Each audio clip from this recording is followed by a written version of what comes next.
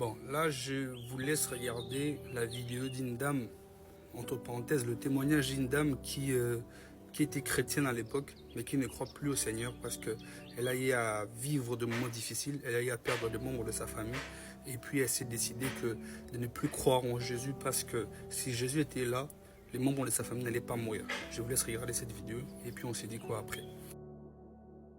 À part je suis... Est-ce que vous croyez en Jésus? Pas du tout, ou plus du tout. Comment c'est arrivé? Pourquoi vous ne croyez plus en Jésus? Depuis très longtemps, au moins 40 ans, depuis que mon oncle est décédé, puis mon père, puis ma mère, puis mon époux. Chaque fois, j'ai cru de moins en moins, je ne crois plus du tout, plus du tout. Je crois que c'est aujourd'hui qu'il faut vivre chaque jour et qu'il n'y a rien après la mort. Du coup, avant, vous étiez vraiment à fond dans le Seigneur? Oui, j'ai même fait le catéchisme à des enfants, à des jeunes adolescents. Donc oui, je pense que je peux dire que j'ai fait ma communion solennelle. J'ai tout fait, j'étais vraiment pratiquante. Et puis j'ai commencé à douter, et puis maintenant je ne crois plus du tout. Mais alors plus du tout, du tout. Actuellement, est-ce que vous vous sentez heureuse de vivre comme ça sans le Seigneur? Oui, je crois que j'en ai pas besoin en fait. Et je me dis que les gens qui croient, je les respecte, j'ai pas de soucis. Je crois que c'est personnel, ça dépend de chacun de nous.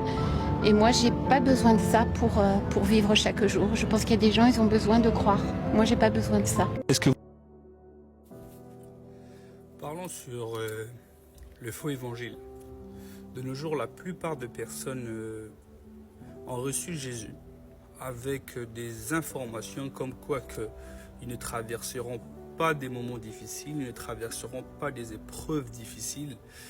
Dès que ces personnes qui ont reçu ces faux évangiles, qui ont reçu un évangile sans porter sa croix, qui ont reçu un évangile des bisounours, un évangile que de prospérité, dès que ces personnes se confrontent à des problèmes réels, c'est-à-dire par exemple aux pertes de membres de famille, aux pertes de travail, aux pertes de finances, dès que ces personnes se confrontent dans des problèmes réels qui les frappent, qui les met par terre, ces personnes abandonnent littéralement le Seigneur parce qu'ils se disent que oh là là, nous n'avons pas signé pour ça. Si réellement Jésus était vivant, ces choses n'allaient pas arriver. Si réellement Jésus existait, mon père, ma mère, mes frères, mes soeurs, mon oncle n'allaient pas mourir.